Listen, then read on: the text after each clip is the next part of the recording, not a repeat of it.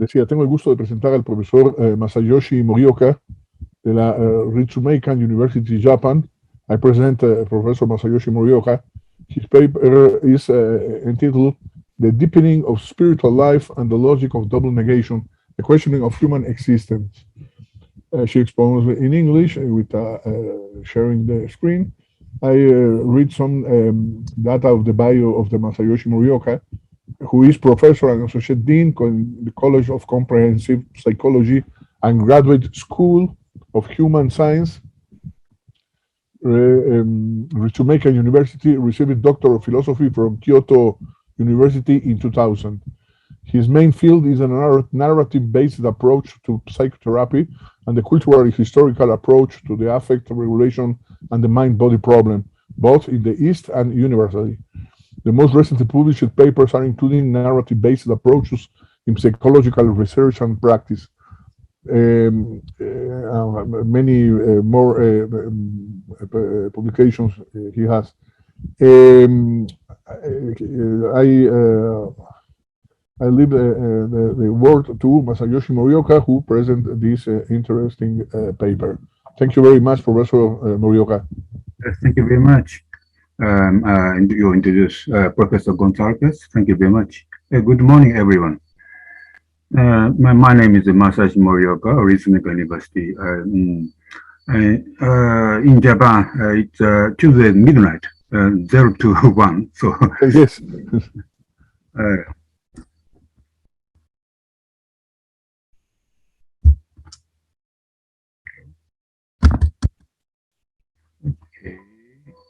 So, in this present, I would like to trace the ideas of Edith Stein from the standpoint of psychology to show briefly how her early phenomenological and psychological exploration crystallized into her original pneumatology and the science of cross, and to discuss the implications for practice of logical negation at work in the deepening the spiritual life and what it means in the practice. I teach psychology at the university. I specialize in counseling psychology. I also have a small practice. I have always been uncomfortable with scientific positivism in the narrow sense of psychology. I have simply suspected that the methodology of separating or defining the observant subject, it was not compatible with the exploration of human mind. Rather, there is a much richer wealth of material ideas in literature and philosophy, which have been handed down from generation to generation. I've also been fascinated by Edith Stein, who moved from psychology to phenomenology and linked to Thomistic theology to deep religious life under the Carmelite, and who lost her life in Auschwitz. There are several ways of avoiding Stein's life in thought and faith, and her practice as a teacher from the standpoint of psychology. Here, I'd like to reflect a little on the way of understanding the other, using two early books as a guide. While phenomenology is concerned with the possibility and the conditions of the object, the question of whether this overlaps with the understanding of the other has been constant concern of Stein since then. On the program empathy is seen as the ability to understand the deeper dimensions that form the inner life of the human being. The various values and the collective layers that make up the personality, and to be crossing with the core of the unknown personality of the other. What is required in the empathy is to experience the different other through the physical experience of the five senses in the synthesia. From the standpoint of the individual I, through my physical expression, my gaze is toward the inner life or of higher soul and the various characteristics of the soul. In that bodily expression, they are announced and glimpses of the soul are secretly revealed. What I acquire is the image built that others get from me. Here I remind of a phrase used by Martin Buber, the philosopher of the dialogue, in his conversation with Carl Rogers, the counseling psychologist, to imagine the real. This is the ability to bring into the reality of mind and to hold there a reality which survives in this moment, but which cannot be experienced by the senses.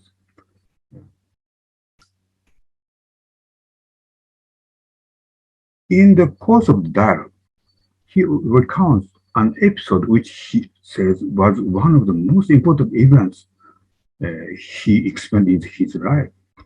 At the very end of the First World War, May 1919, a close friend was killed by counter-revolutionary soldiers. Buber says, he imagined with his whole being the scene of the murder. After a period of days and nights in this state, something happened to me. This was one of the original experiences that shaped Buber's philosophy of dialogue. This is the experience of living with those who were wounded and killed in the war.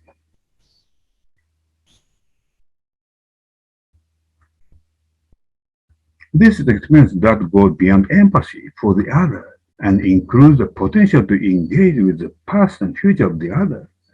The generative power of making the other present, that is the power to materialize mental reality as far as possible, is related to Stein's concept of empathy.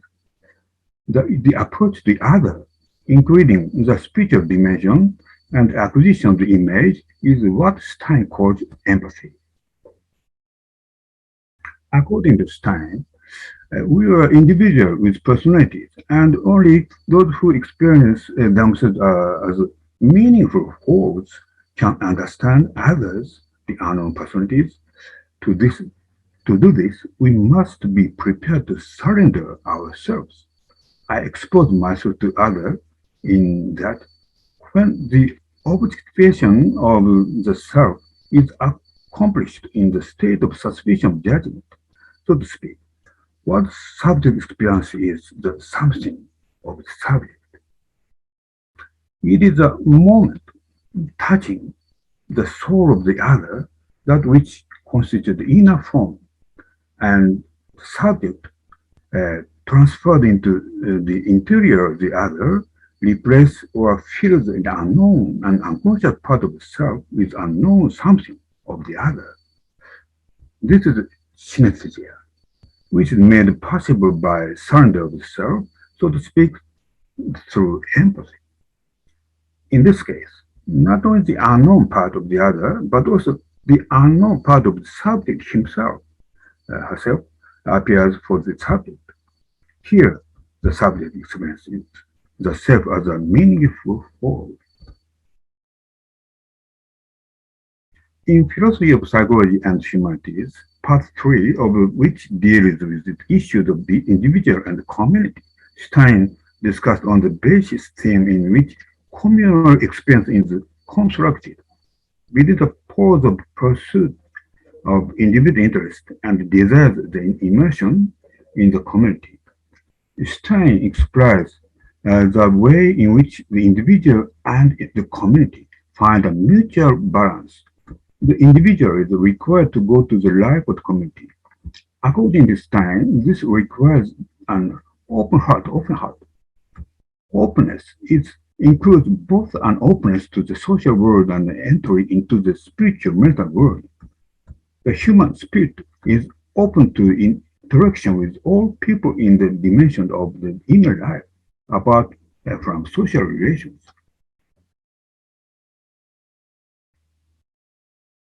According to Stein, the true nature of the human soul lies in the union of human beings. At the root of Stein's discourse, which seeks various ways to keep the thread of union with other personalities unbroken, is a philosophical insight into human nature, that humanity. But the very nature of its geist is invited to a communal life. It is in relation to others and to community that the self is formed. This term is later developed into the term that one's life is a gift that one can give oneself for the sake of others. Stein's lifelong commitment to the idea of human existence as an act of being. The idea that individual is not complete in himself, that he is made up of response relationship between people and response relationship with God, who called to each one of us, is a fundamental idea that has given rise to the psychology and philosophy that is different from the world and human view based on scientific relationship. Consequently, the existence of the other is inevitable for people. Her upbringing and the way she formed herself are deeply related to the way her mind works to create a complete picture of the other. Stein was brought up in the Jewish lifestyle, and during her development on inner space for the acquaintance of her the invisible seems to have been formed. From early age, we can read her biological distribution of her dreams of the future, her critical state of mind and body, and her conflict over the balance between the inner and outer world. She seems to be a person who has always felt as if she were being called to something great, freeing herself from various constraints. She found in Husserl's phenomenology the possibility of new cognition that would overcome the limitation of psychology, and this shocking encounter led her to turn to philosophy, where she worked an assistant of Edmund Husserl and devoted extraordinary effort to the compilation of his works. On the other hand, she had been competent with Husserl. Her professor, when she was his assistant in Freiburg, seemed to have left many shadows in Stein's mind. In the summer of 1921, Teresa and Avila, a former Catholic Carmelite mystic, whom Stein had come to know through her own autobiography, had told her that social injustice. On the other hand, influenced by Husserl, lectures on the Ludotto, the highly the sacred, at the University of Freiburg in the summer semester of 1918. Stein's interest in Sanfon Cross began already at this time. Stein passed to understand the other, which he described as entering the world of the other through empathy, is in terms of predicament equivalent to the entering into the dark night in Sanfon Cross.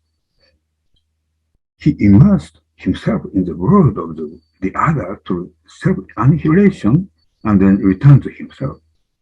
This back and forth movement marks the fundamental rhythm of life and death in the formation of the self. This state of separation from the experience of the one's senses was the impression evoked by past memories, from the observation of the society from one's point of view alone, from the will to do those things one's own way, was described by Sanfon Cross as a dark night in which he tried to find the way of faith. In his work on Sanfon Cross, Cross and Wissenschaft, Stein describes the path shown by the inner seer as Hingabe, surrender, the replenishment of the soul's strength is given by experience of something greater than itself. There are two kinds of surrender: the surrender of the soul to God and surrender of the soul to another person. Stein's view of man as a unity of soul and body is that she first renounced will and surrendered the whole of our soul to the will of God. A self-annihilation kenosis of the soul in the sense of self-assignment, which supernatural intervention of God's grace. The supernatural action of God's grace intervenes. This act, which leads to objectification of the subject through the detachment of soul, is a Bayesian method of cognition. We go on the path surrender to others. Surrender is not determined by defined terms in advance, by analyzing, calculating, or judging the object or the event. And trustment itself is an act of supreme freedom.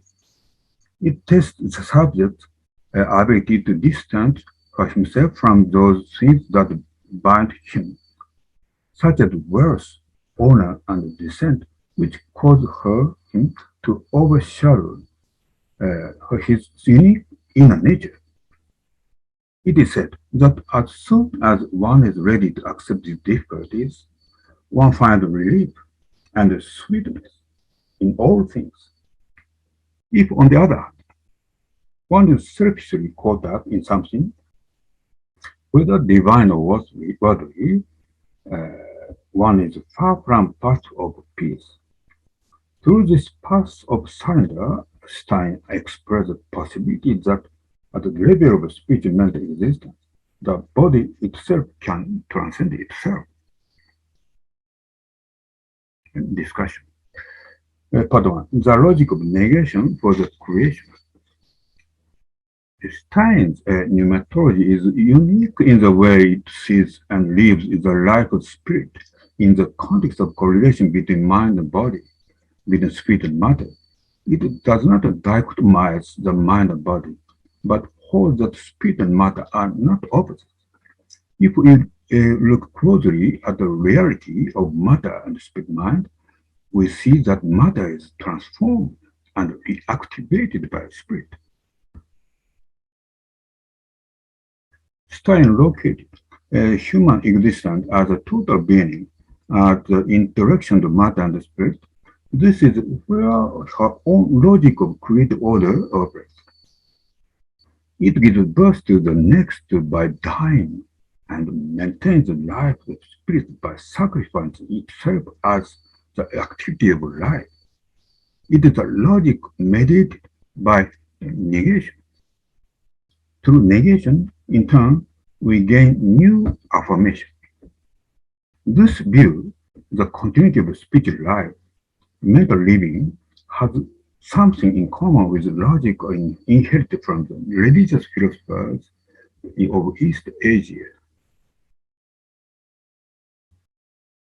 It is a logical contradiction to say that A is both A and no A.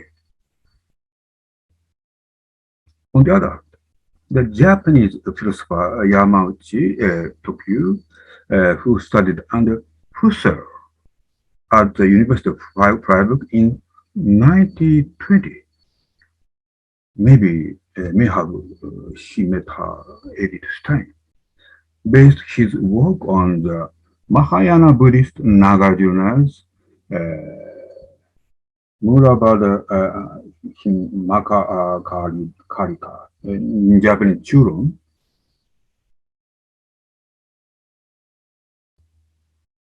A is not A, therefore it is A. There are dimensions in which such a paradox is required reality. For example, in the relation between life and death, death, non-A, is the negation of life A, but rather than this opposition, life A always includes death, non-A. A exists as A based on non-A. Yamauchi names this logic of A and non-A as ground relation, the logic of ground relation, the logic of the lemma. Indeed, in the logic of personhood, the dimension in which human existence is concerned, non-A is not a negation of A. A is meaningful in relation to the non-A domain. The ground of existence is not taken as causal, but interdependent. In Buddhist, engi, interdependent. Here, the self exists because of the other. This leads to the view that the individual is not complete in itself. Second part, towards the life of the spirit. From the beginning of her thought formation, Stein was interested in human life. She was interested in the relation between the I and the living body, which is indispensable for the question of human life, and she wanted to develop a psychology which includes spiritual life and the spiritual person. What is real for a person, and what is not? Stein's point of view contains an acute questioning of herself. Stein's views of human existence as an actual being was a lifelong one. Stein's thought has a logic in which the person has a spiritual being transcends the physical limitation of the individual existence, the possibility for physical being to go beyond itself, being open, going out of itself, is the essence of a spirit mind.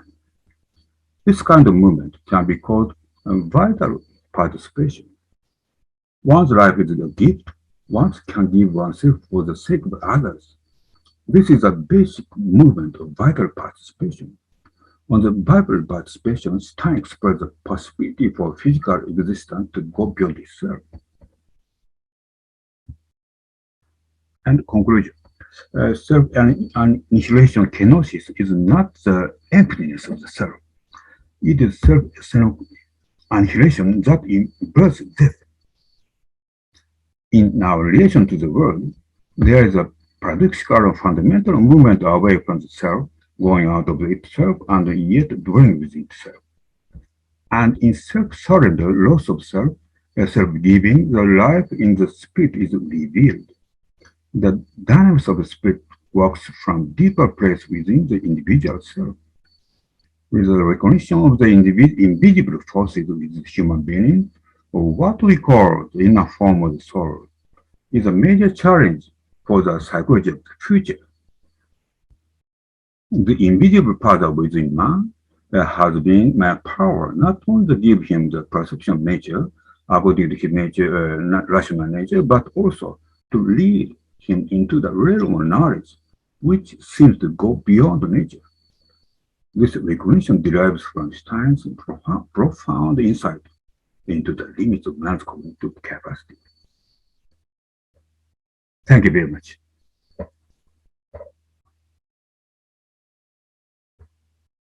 Professor Morioka, for your very interesting presentation, which reinforces Stein's contributions to psychology, which we must remember is the source of the birth of phenomenology in the famous critique of psychologism. But Stein's concern was for the presence of a soulless psychology paradox that she managed to correct and that you have largely highlighted, in addition to the fascinating relationship with the Spanish mysticism. And then the relationship, very fascinating, with logic, where traditional assumptions of the Western philosophy are upset. Thank you very much. Jose Miguel, do you want to say something? Yes, thank you, Eduardo. Just to remind you that in this Zoom room, we do not have a Q&A menu. Therefore, questions and comments will be written in the chat box, which is at the bottom of the screen. Nada más recordarles que en esta sesión de Zoom no tenemos menú de preguntas y respuestas. Entonces, las preguntas y comentarios que tengan, por favor, háganlo en el menú de chat que encuentran en la parte baja de la pantalla. Gracias. Si alguien tiene preguntas, cuestiones, profesor.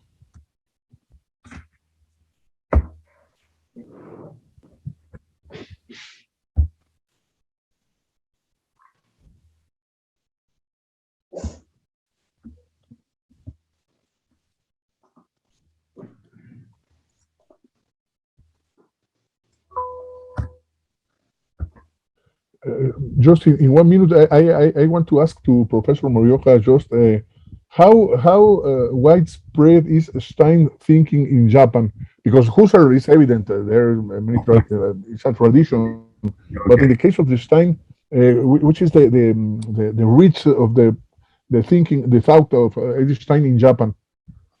In Japan, Edith Stein is a minority in the philosophical history and compared with Hannah Arendt and Simone Weil. Simone Weil, yes. Yeah, but Edith Stein is not so famous in Japan. I suppose yes, but it is very important person for me and for us and the future in Japan. Yes. Excellent. Very good. Arigatou gozaimasu. Arigatou gozaimasu. Thank you very much. And nice to meet you. And more further discussion with you. Thank you very much. Thank you. Then we pass with the next presenter. Is I'm glad to present Joachim Ostermann.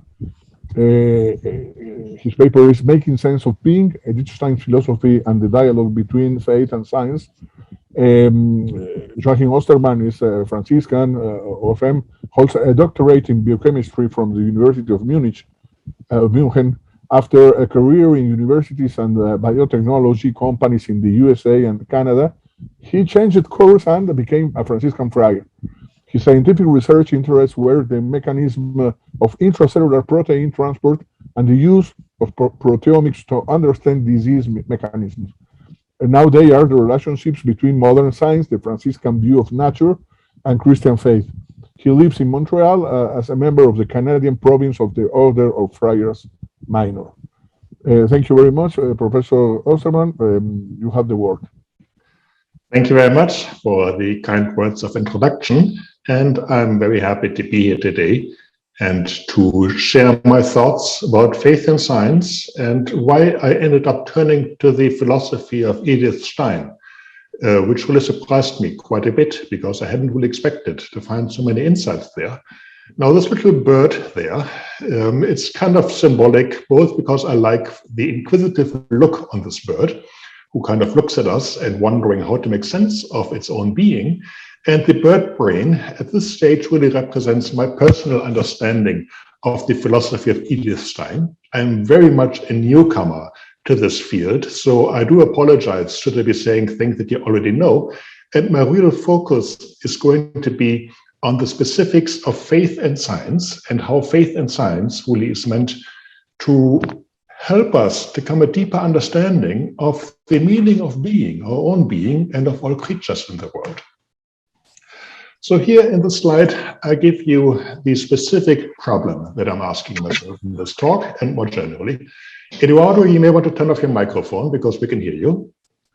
If you mute yourself, thank you. So the specific problem is how can we make sense of nature? And how can we understand nature? How can we respond to nature? And the context for this is Christian faith and the scientific technological culture. Again, somebody of you is having the microphone on. Danilo Cortez, I think if you mute your microphone, it will be easier for us. So the context is Christian faith and the scientific technological culture. And the approach that I will take is Edith Stein's philosophy of being, and specifically how we can reach a theological understanding of scientifically understood being. And I will touch a little bit on practical applications, which are specifically questions of environmental dignity and embodied human dignity, environmental integrity and embodied human dignity. Those are topics very much at the forefront of modern thought, and I really believe that Edith Stein's philosophy has much to teach us there. Now, how can we make sense of nature? And how can we respond to nature in a way that is truly meaningful? And option one is kind of quite typical for the modern age: value nature as a material resource for us to use and embrace the scientific technological culture.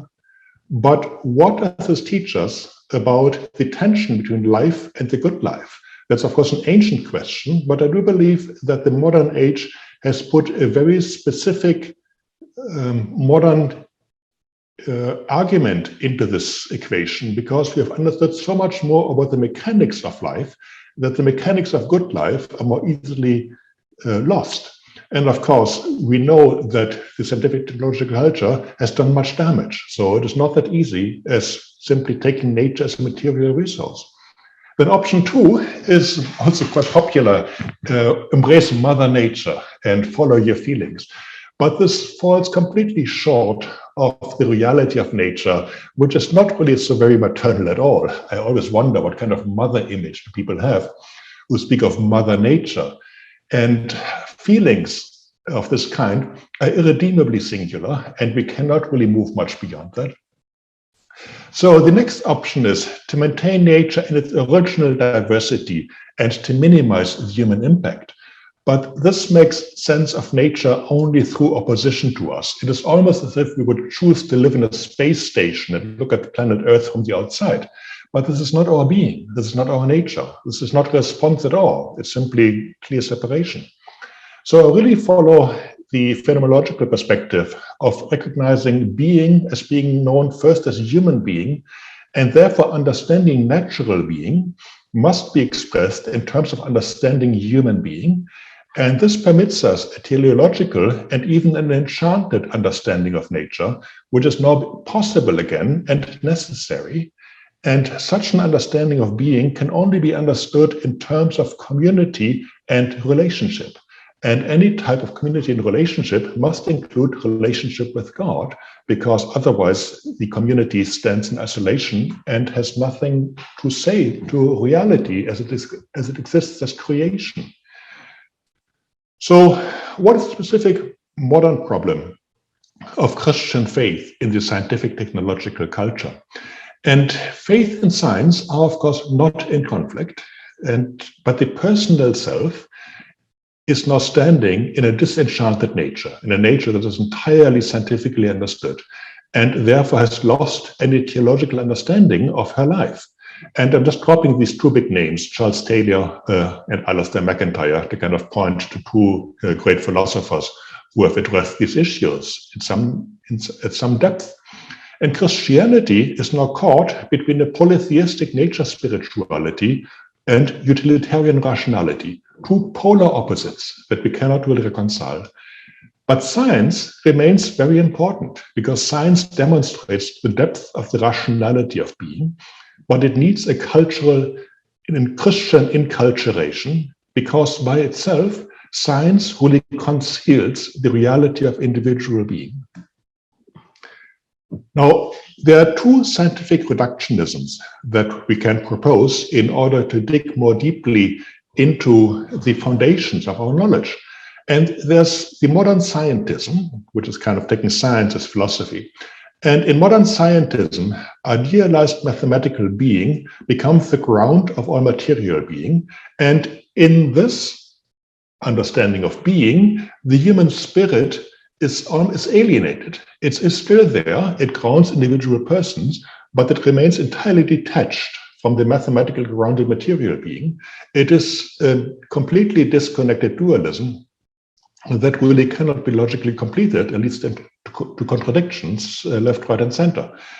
So there's also St. Bonaventure's reductionism, much closer to Edith Stein's work, the medieval Franciscan St. Bonaventure, and two of his works, The Reduction of Arts to Theology or His Journey of the Mind into God, emphasize that personal being and knowledge, all knowledge, comes from God and leads us back to the triune personal God. And of course, Edith Stein was quite shaped by Franciscan theology, and Bonaventure made a lot of sense to her. Now, what can we actually gain from Edith Stein's philosophy of being in order to restore a teleological understanding of scientifically understood being? And of course, the first and most important point is the phenomenological starting point. The human experience of phenomena has to be the starting point for our thought. The next deep insight of Edith Stein, for which we must give her thanks, is that empathy or personal knowledge of another person is constitutive for all knowledge. And then the mental life of the individual is inseparable from the life of the community. And life and the world of the living is to be understood not in isolation, but within our knowledge of God. Those are four major points that I want to expand on the next couple of slides.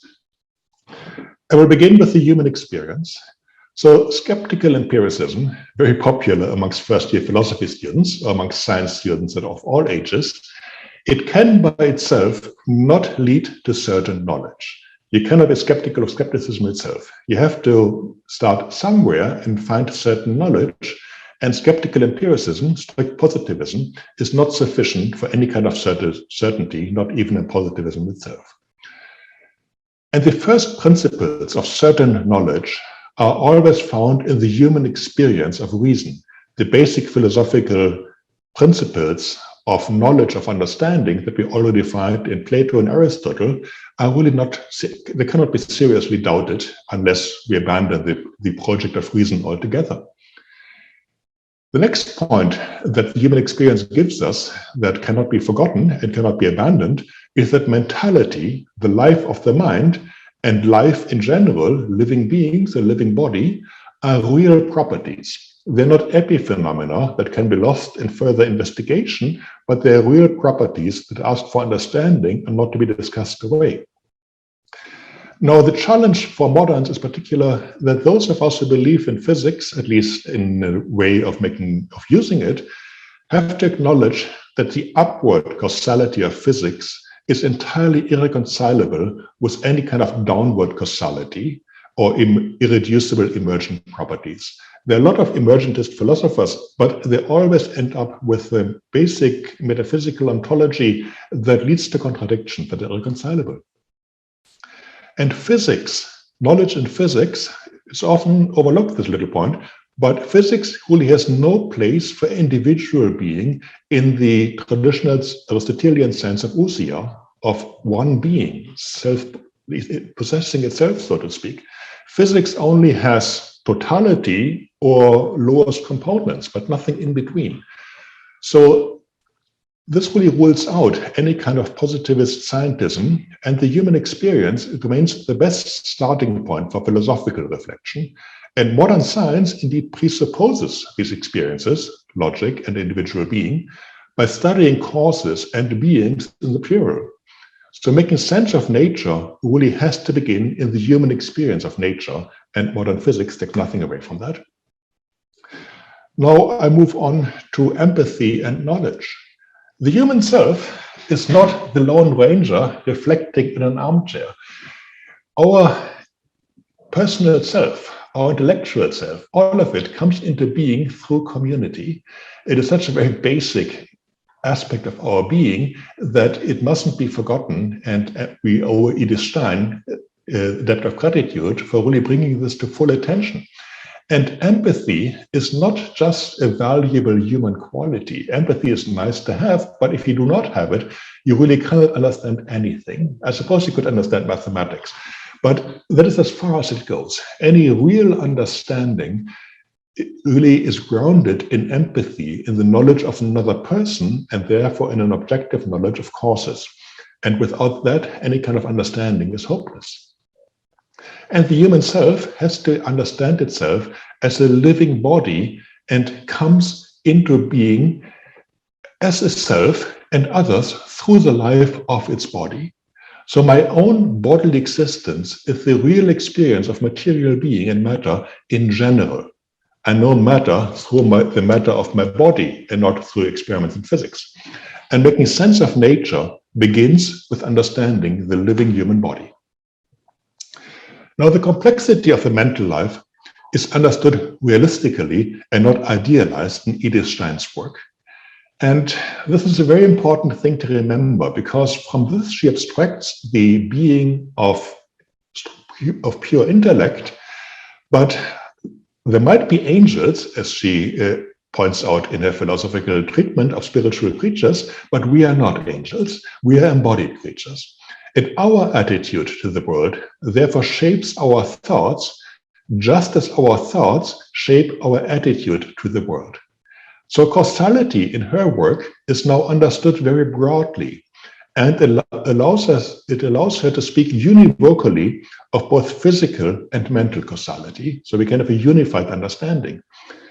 And another very important point that I draw from her work is that community and society are being treated as distinct concepts, Gemeinschaft und Gesellschaft. And they are two forms of togetherness, but community requires openness and sharing. And this is why our attitude towards natural being cannot be an afterthought. It must be fully integrated into our understanding of human life together with science and technology. Now, generally in philosophy, we take a perspective that we must take, or that we're permitted to take, a strictly atheological approach to philosophy. And that really is insufficient. Philosophical proofs for the existence of God really are meant to show us that everybody has a concept of the divine of some shape or form. Some have mathematics as the eternal concept. But there always is something, some self-sufficient being that is being presupposed by any type of systematic thought. And atheistic philosophy, akin to the natural sciences, which make a methodological choice for rejecting theology, divinizes the human self implicitly. And of course, Heidegger has been mentioned already before by previous speakers. And Edith Steins critiques Heidegger for divinizing the human self. Or we can divinize mathematical first principles, which is scientism. Or we can divinize nature, the Mother Nature thought. And these are nature spiritualities, which divinize nature in a way that is really contradictory to any kind of personal faith. Or all of them together, some mixture, which is common culture. But polytheism of this type destroys systematic thought. And the philosophical enterprise is rendered absurd by such an approach. We have to ground philosophy in a mature theology, or at least minimally philosophical theology. And in Finite and Eternal Being, Stein builds such a synthesis. And modern science, I believe, can find its place in the synthesis, but it becomes instrumental knowledge. It is not an ontology of the world. And human values, ethics, and morality can now be restored in a comprehensive view of a theologically understood nature. And Stein's philosophy of being distinguishes modes of spiritual, living, and material beings. And her philosophy of angels shows that spiritual and immaterial beings are possible within a synthesis. So we can accept a realistic view of angels, and our view of nature need not exclude spirits in nature as long as they're not gods. This is the thinking. Created spirits in nature are consistent. And neither science nor philosophy rules this out. And this really means that the reality of an enchanted nature is no more improbable than the reality of my own mind, of having material body with an immaterial spirit. Now, as I get to the conclusion of my lecture, I do not want to remain entirely theoretical and want to give a concrete example as to why an integrated view of philosophy and science and faith is so important, and why exploring Edith Stein's work is valuable to me to seek such a synthesis. If you look at a concrete example where faith, science, and philosophy are in conflict, then just look no further than current fears relating to the COVID-19 vaccines. Now, I'm a scientist. I was a scientist in my first training. I still am. And of course, I'm very strongly pro-vaccine. And I was very happy to get those vaccines. I followed the research towards vaccines from day one. And I was very proud of the success of science to provide us with vaccines in less than a year after identification of the COVID virus. A wonderful success, a spectacular success of the scientific enterprise. But now I realize that a great many people do not see it as I do. And why are they afraid of the vaccine? And I just put some arguments on the left-hand side here, such as my body, my right. I get to decide what gets into my body. I get to decide what I accept and what not. And my decision is final. You hear that a lot in North American society, at least. And it's a libertarian perspective, which in the US and in Canada has a very strong following. But of course, it is not that simple. An infectious disease is a communicable disease. It's a community disease. And it is not just my body. A virus is not part of one body. A virus is part of a species, of a collective body, so to speak. And I cannot simply argue that my body, my right, allows me to reject the vaccine. So, but how do we respond? Or another argument, I just don't care about any of this, all the science, all this philosophy.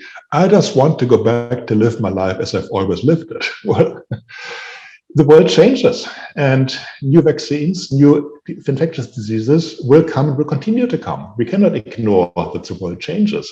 So how do we integrate change in the world, scientific progress and its pitfalls, into our changing attitude to the world? Or the third perspective is the belief that I would almost certainly survive COVID-19. Most people do, especially upon the young of age. And then the argument becomes, well, I could get natural immunity, and isn't the natural better than the artificial? This whole conflict between natural and artificial that comes up in the discussion about COVID and COVID vaccines. And of course, for a modern person in the world, we cannot make this distinction. The COVID vaccine is as natural as the COVID virus. So immunity is not to be distinguished between natural immunity and artificial immunity. But how can we have a view of nature that allows us to see the artificial as also natural and the natural also artificial?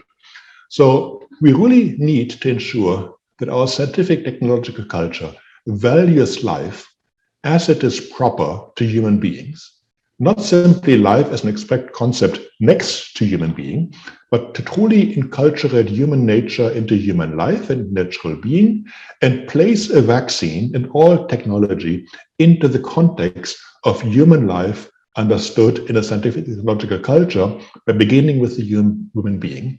And only when science and technology is fully integrated in this way, only then can it protect us as we want to be protected.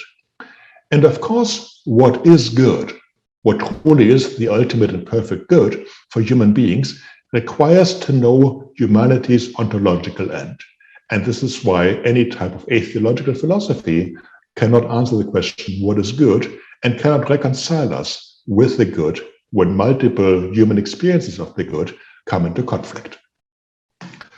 This concludes my little talk, and I hope I've given you at least a basic introduction into why I'm interested in Edith Stein, why faith and science is important, and with your input, which I look forward to, I hope to go back to writing on this topic.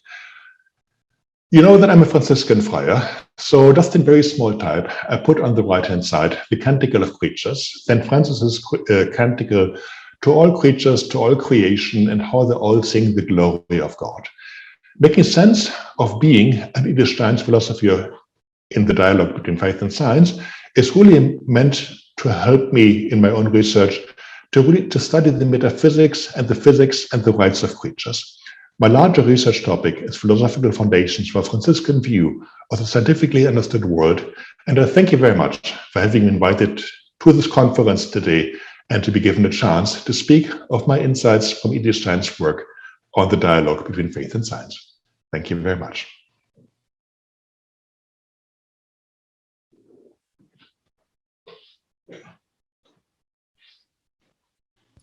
Thank you very much. Thank you very much, Professor Osterman. Thank you for your illuminating presentation. We have there is a general idea that when Edith Stein dabbles in medieval philosophy, she is limited to the thought of Thomas Aquinas. It's important, but this is not the case. There are components, for example, of the Franciscan tradition present. Not always quoted, but Duns Scoto, San Buenaventura, and others that help you to think about some issues like those that you develop in an original way. Very, very interesting in this sense. Edith Stein emphasizes Duns Scotus. I'm not sure whether she emphasizes Bonaventure, but her Trinitarian philosophy in finite and eternal being is very much like Bonaventure, but I'm not sure whether she refers to him. But she mentions Duns Scotus. And she's in part also Augustinian, no? Sorry? I'm sorry? In part also Augustinian. Yes, Bonaventure's theology is more Augustinian than Aristotelian. for historical reasons. And really, this is what I like about Edith Stein's work on the medievals, is she doesn't fall into the trap of being doctrinal by picking one of them. She sees the medieval scholastic tradition as a dialogue with multiple voices, or discussion of multiple scholars. And that allows us to not simply do doctrinal Thomism, but to take the best of the angelic doctor's work and to synthesize this with Duns Scotus and Bonaventure and the Augustinian tradition, and really build a much better synthesis. And that allows us to open the door to modern philosophy. And other thing, do you think is present also, maybe not explicit, but for example, Francis Bacon, Roger Bacon. Oh, I keep confusing those two. Francis Bacon is the medieval, Roger Bacon is the modern, isn't he? Roger. No, which one? Francis is the modern. Roger Bacon is the medieval. Roger. Yes. So Roger Bacon, yes and no. So the yes part is that Roger Bacon is radically synthetic, and any type of knowledge belongs into theology, and that does indeed fit very well with Edith Stein. But the point where Edith Stein does better than Roger Bacon is that Roger Bacon is suspected of the belief that you can work your way up to God, that you can kind of begin with science and by your own efforts come to divine knowledge. And that, of course, is radically unchristian. So the idea that we could kind of dispose of revelation and the Holy Spirit and prayer and contemplation, that we can prepare the mind to be invited into divine knowledge. But the initiative for faith has to come from God, and we can embrace that gift. So with Roger Bacon, there's a little bit, does he go over the edge? And this is why I'm a bit skeptical of Roger Bacon. But and he's a Franciscan, but I prefer to stick with Bonaventure, who can be quite critical of Roger Bacon. And at that point, I agree with Bonaventure. Thank you. I don't know if there are any question more. Some?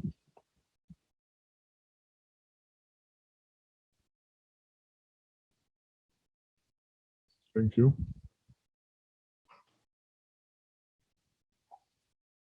Thank you, Professor Osterman. Very, very, very interesting. Now we pass to the other presenter. If there's time at the end of the presentation, you can make in any moment your questions by chat for all the presenters. Then I am glad to present Stefano Santacilia. Despite he will be speaking Spanish at the presentation, the abstract and is in English and the bio, then I present him. A very close friend of mine, Stefano Santacilia, has obtained his PhD in Latin American Studies at the University of Naples Orientale, and his PhD in philosophy at the Universidad Pontificia de Comillas in 2020. He was a visiting professor in the Seminario de Hermenéutica of the Instituto de Investigaciones Filológicas, and in many universities, and mainly in Italy and Mexico, but also in Spanish, in Spain, and others. Countries. He's associate at the Universidad Autónoma de San Luis Potosí in Mexico. He has authored 3 essays, Otra Metafísica Historia, a partir de Eduardo Nicol, studies about the Latin American philosophy, and about 50 papers published in journals and collection of essays. His areas of research are philosophy of religion, phenomenology, and hermeneutic. In these areas, he develops these specific lines of research: analysis and hermeneutic of religious phenomena, phenomenology and hermeneutic of corporeity and space, philosophy of interculturality. He's a member of the many associations of philosophy, and actually is a part of an international group of investigation about phenomenology of the body and analysis of pain, directed by the Dr. Agustín Serrano de Haro. Thank you very much, Stefano. You have the word. Tienes la palabra. Muchas gracias por estar aquí, mi querido amigo, caro amigo. De la palabra, su paper se llama Edith Stein y Gerda Walter, los comienzos de una auténtica fenomenología de la religión. Doctor Santacilia. Yes, first of all, I want to say thank you for the possibility to talk in this really important meeting, but starting from now, I will talk Spanish. Muchas gracias por pues permitirme estar aquí, brindarme esta oportunidad. No soy un gran especialista de Stein, pero sí pues quiero ofrecerles una reflexión precisamente sobre la cuestión de la fenomenología de la religión, digamos sobre una cuestión pues podríamos decir previa pues al desarrollo, podríamos decir, de Edith Stein y Gerda Walter, que pues las coloca como comienzos de la que yo pues definiría como auténtica fenomenología de la religión, y precisamente mi intervención bastante breve será dividida en dos partes, una contextualización del problema y las referencias precisas a estas dos autoras. ¿Por qué pues uso la definición auténtica fenomenología de la religión? Porque en realidad quiero marcar un problema para nada nuevo, podríamos decir, pero que toca precisamente la fenomenología de la religión y su misma definición.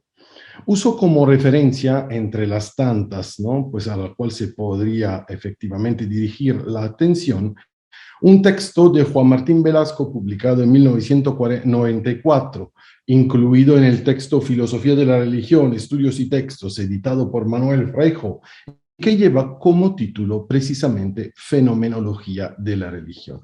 En este escrito, cuyo núcleo central confluirá sucesivamente en la poderosa nueva edición de la Introducción a la Fenomenología de la Religión, publicada en 2017, el autor, Martín Velasco, reporta un, entre comillas, estado del arte que todavía podemos considerar efectivamente válido, ¿no? En el panorama cultural dedicado precisamente a los estudios de filosofía de la religión. Es decir, una patente confusión alrededor del lema fenomenología de la religión, que impone todavía hoy en día de considerar tres vertientes que parecen colocarse cuando de derecho, cuando a causa de los meros compiladores, ¿no? Pues de manuales, en el cauce de esta disciplina. La primera vertiente es digamos, la más conocida, si podemos atrevernos a decir así, es la que se podría definir como descripción sistemática del hecho religioso y sus manifestaciones. Ahora, con manifestaciones, en este caso, se quiere entender el estructurarse visible de lo que otro autor, en este caso hermeneuta, pero autor de una filosofía de la religión, o sea, Jean Grondin, define como la circularidad culto-creación. O sea, con manifestación se podríamos decir, pero digamos simplificando, ¿no?, la definición, pues efectivamente las encarnaciones históricas, ¿no?, del fenómeno religioso, las religiones, si queremos decir así, aunque hoy en día afirmar esto pues es bastante vago todavía. Como segunda vertiente, pues una más general historia de las religiones, y como tercera, una posible reflexión de carácter fenomenológico estricto, enfocada a lo que podía ser definido precisamente como fenómeno religioso. Claramente, la vertiente que interesa nuestro discurso es la tercera. Sin embargo, si con respecto a la segunda es posible adoptar una actitud de desinterés, porque no enfocada directamente a la legitimación del hecho religioso, o sea, la general historia de las religiones, se nos conceden unos minutos para mostrar algunos aspectos interesantes con respecto, en cambio, a la primera, o sea, la descripción sistemática del fenómeno religioso, aunque no estrictamente vinculada con la fenomenología stricto sensu, ¿no? Pues, o sea, a partir de la Fundación Husserliana.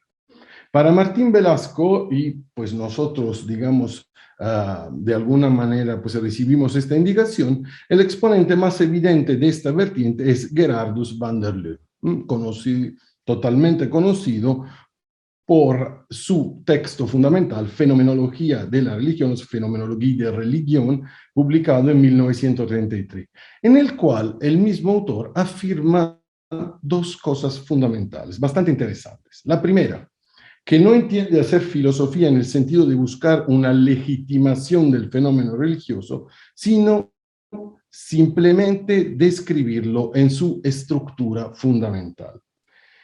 Y pues, por esto, considerar que la experiencia religiosa no es patrimonio de todo ser humano, ¿no? Esto Van der Leeuw lo aclara. Efectivamente, pues podemos considerar este fenómeno, pero no podemos afirmar que que pertenezca a todo lo humano.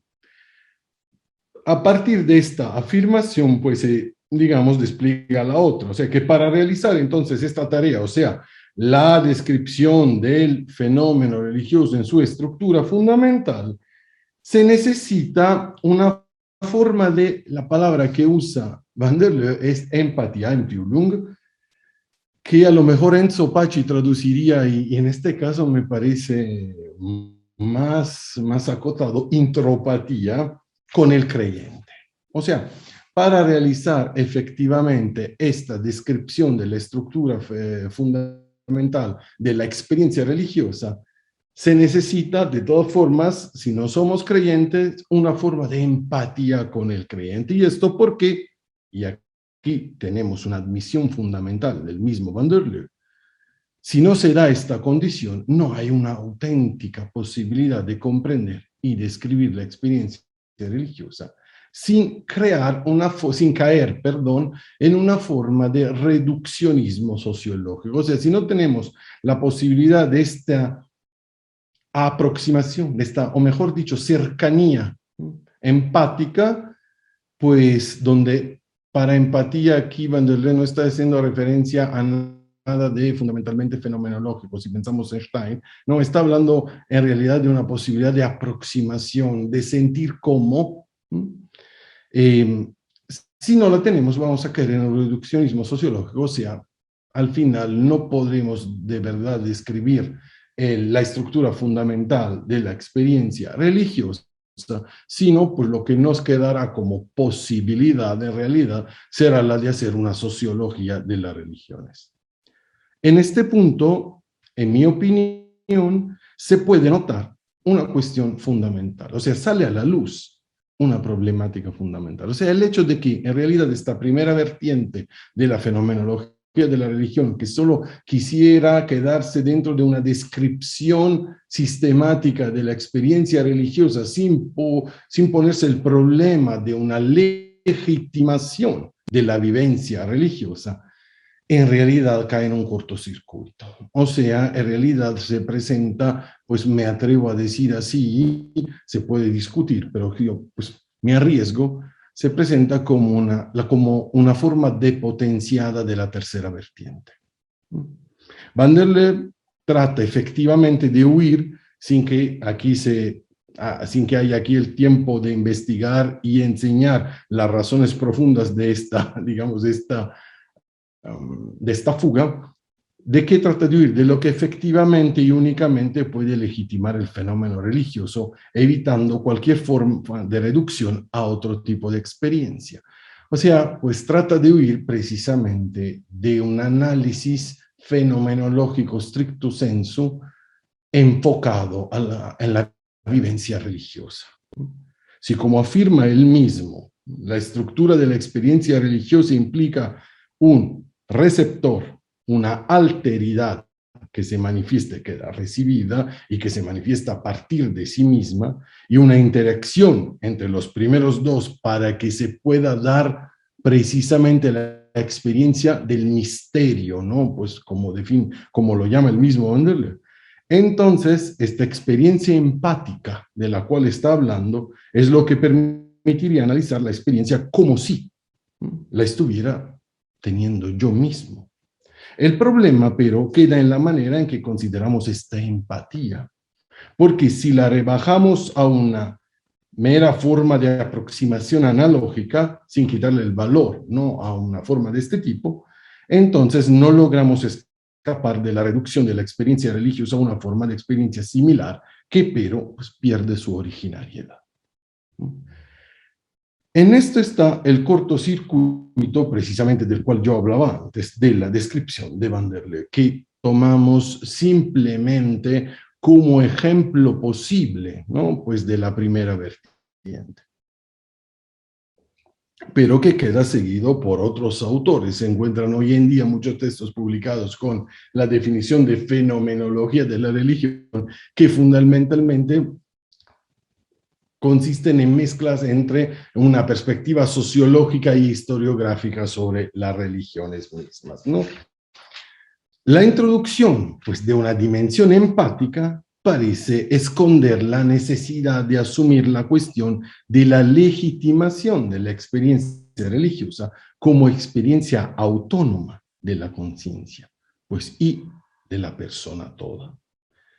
En este sentido, la tercera vertiente, o sea, la que hemos definido como fenomenología de la religión, que empieza a partir de la fundación de la fenomenología trascendental y que se considera pues también dentro de toda la historia de la fenomenología, exquisitamente, precisamente fenomenológica, parece asumir realmente el problema de la experiencia religiosa en toda su profundidad. Yo creo que no se puede entender por qué me voy a atrever, como voy a mostrar, pues a definir pues, la reflexión de Edith Stein y Gerda Walter como comienzos, entre tantos, no lo únicos, pero de una verdadera fenomenología de la religión, si no se entiende este asunto.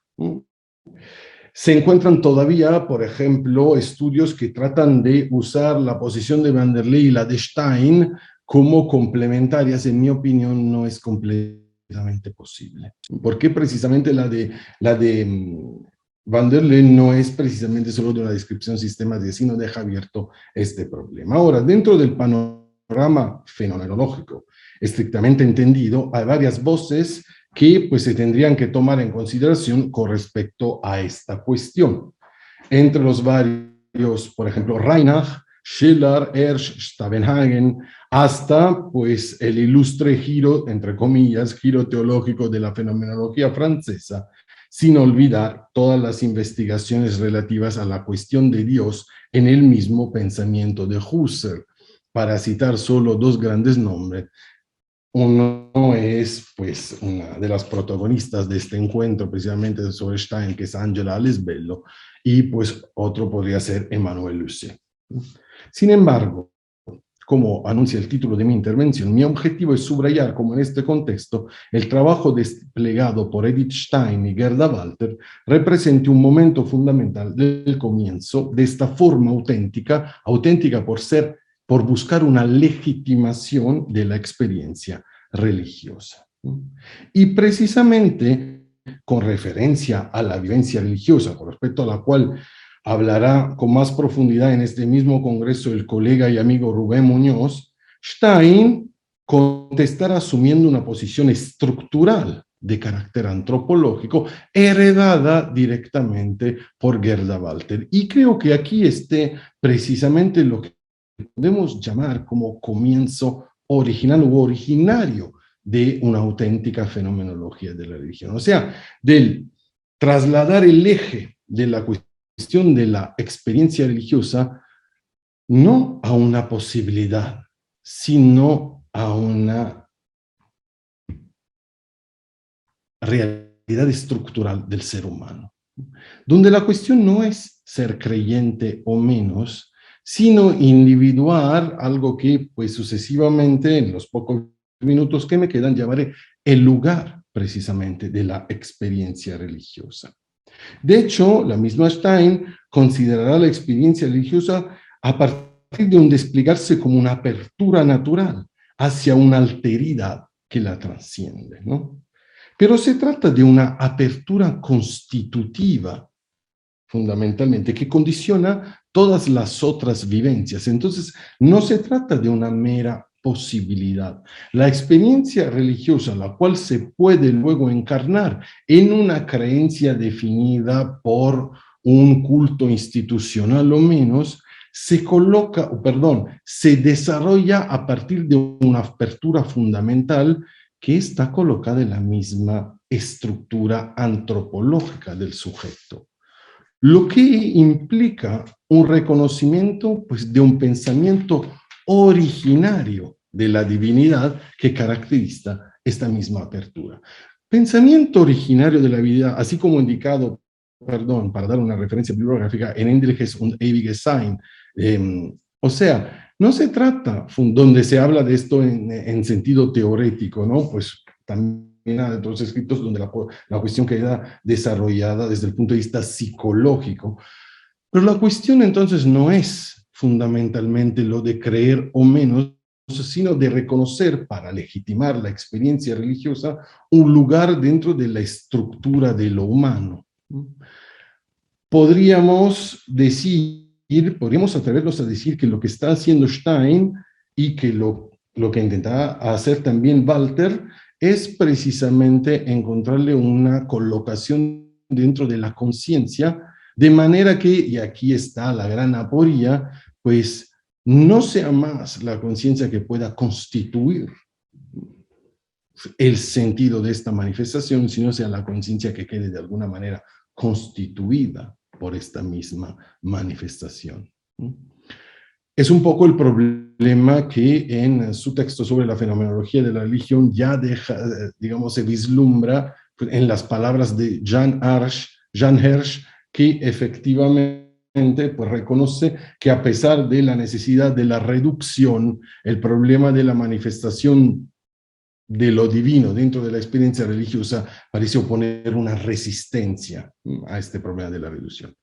Lo que, pues, la misma Stein psicológicamente lleva a la pensadora a afirmar que no se podría dar esta experiencia si no hubiera ya percepción de una presencia, pues, que determina esta apertura. O sea, aquí estamos muy cerca, pues, de unas definiciones problemáticas, o sea, que es una presencia que engendra un vacío, por el cual psicológicamente es donde se generaría el deseo, ¿no? Pues, y esto en contra es muy interesante porque es elaborado por Stein precisamente en contra de las teorías que reducen la experiencia religiosa a una construcción generada por el deseo. Lo que es profundamente interesante y donde está el comienzo auténtico de la reflexión de carácter fenomenológico sobre la religión es precisamente en la inversión de la cuestión. O sea, la experiencia religiosa no es algo que queda constituido, sino que constituye. Lo que queda constituido puede ser la modalidad histórica de esta experiencia, la cual se encarna, la cual aterriza, pero pues es una experiencia que precede y abre la misma posibilidad de la experiencia en general. Pero, como reconoce la misma fenomenóloga, todo esto tiene que llevar, pues, a un interrogativo relativo a la misma constitución del ser humano. O sea, si es así, pues esta experiencia, pues, remite a la misma constitución del ser humano, donde se da el lugar precisamente de esta apertura. Se lleva pues, a la cuestión, directamente a la cuestión antropológica. Aquí, dentro de la reflexión paralela elaborada por Gerda Walter, que sabemos muy bien que fue también discípula de Edith Stein, con relación al lugar de la experiencia religiosa en el ser humano, se encuentra una directa referencia, es muy interesante, al corazón.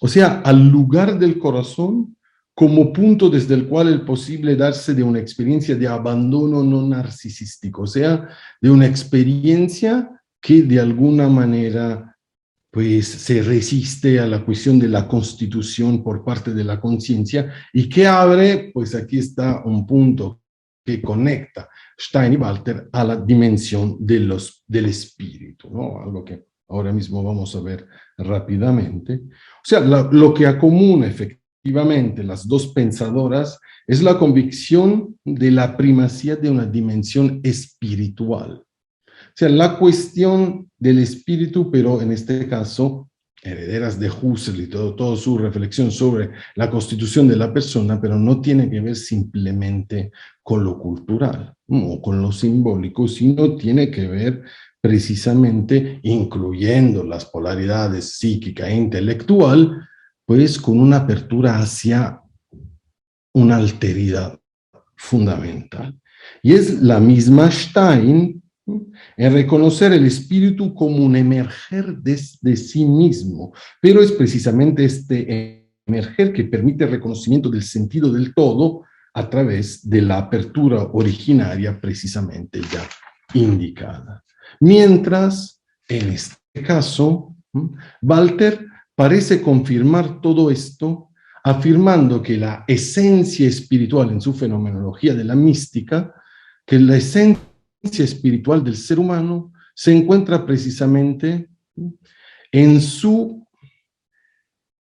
Es una descripción bastante, por un lado confundida, pero por un lado pues clara, en su encontrarse dentro de una luz que le permite ver a la realidad por encima de todo. Es interesante porque Gerda Walter describe esta esfera de luz como algo que se abre en el mismo fondo del ser. Y de alguna manera, pues entonces está correspondiendo a la cuestión del emerger de sí mismo, que la Stein indicaba como dimensión espiritual, o sea, como el abrirse precisamente dentro de lo que se puede dar a la comprensión intelectual de un momento en el cual efectivamente pues no se puede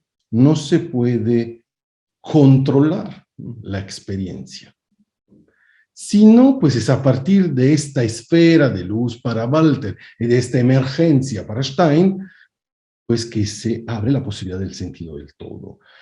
Aquí pues para dar una referencia pues dentro de la reflexión de Gerda Walter, la misma oración que pues precisamente a la vista, ¿no? A la vista, digamos, y al juicio de la mera praxis como transformación de la realidad, parece ser inútil, representa en cambio la capacidad y posibilidad por el ser humano de autocolocarse dentro de esta esfera de luz, ¿no? Que es la manifestación más evidente de la dimensión espiritual, la cual pero difiere en las dos autoras por una característica fundamental, y me acerco a la final de mi breve intervención, una característica fundamental que remite antes que todo pues, a algo que, con respecto al cual pues, todavía tengo que investigar bien, o sea, a la constitución del núcleo fundamental y último, ¿no? Pues,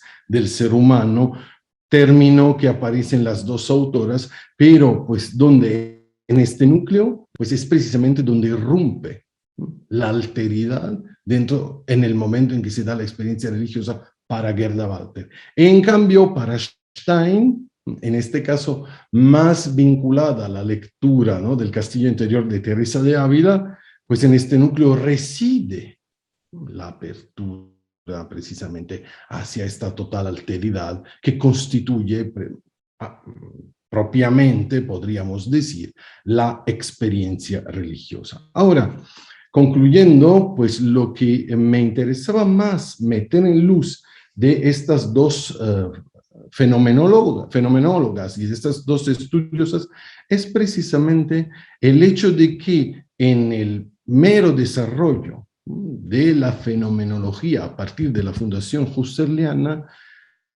tratan de encontrar por primera vez, juntas con Schiller, en este caso, si tuviera que nombrar otro autor, el lugar de la experiencia religiosa. Esta búsqueda de lugar que se convierte precisamente en una investigación de corte antropológico, revela precisamente el intento de legitimación de la experiencia religiosa. La experiencia religiosa no es una experiencia opcional, sino pertenece exactamente y precisamente a la estructura del ser humano. Esto no implica que el ser humano tenga que ser creyente directamente, pero sí, pues, implica, pues, un condicionamiento de todas sus vivencias. Y efectivamente se le puede ver en la crítica precisamente que Einstein elabora hacia el ateísmo, afirmando que es precisamente una pérdida de una posibilidad. Pues con esto quiero terminar y espero haber sido claro lo más posible y pues les agradezco. Muchísimas gracias. Thank you very much.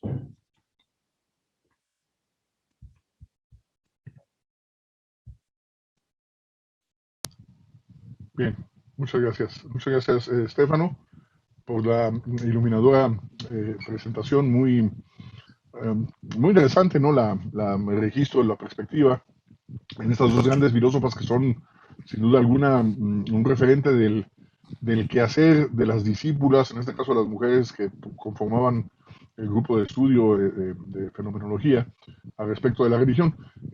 Hay una pregunta por ahí que tenemos de Liliana Gabriela Martínez, a quien saludo, y le pregunta, doctor Santacilia, ¿cuál sería el papel de la fe en una auténtica fenomenología de la religión, como tú le llamas? ¿Es posible una auténtica fenomenología de la religión sin fe?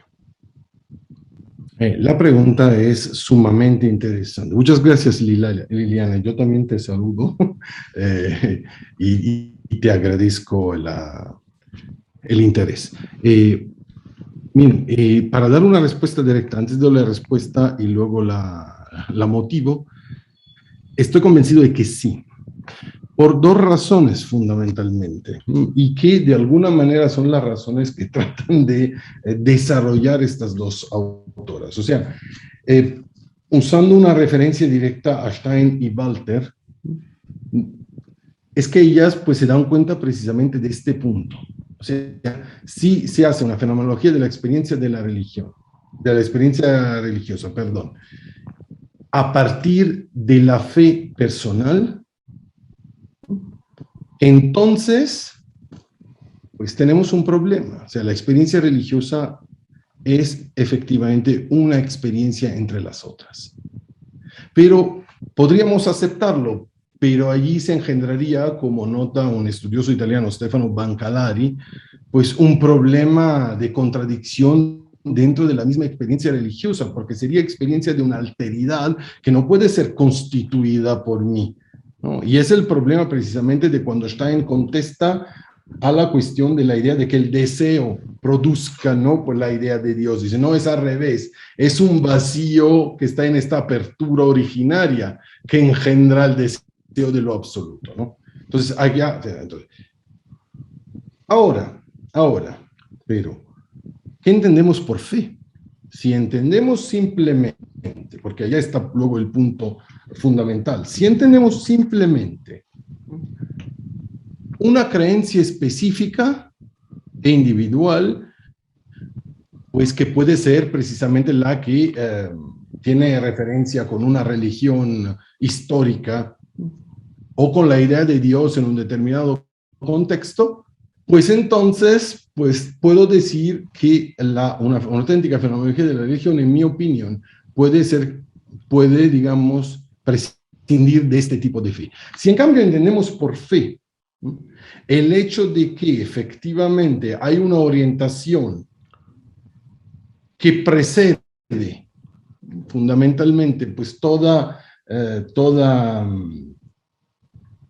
experiencia, en este caso pues no, pero en este caso la fe no sería la fe cristiana, la fe, qué sé yo, judía o la fe islámica, sino en realidad remitiría a esta apertura originaria.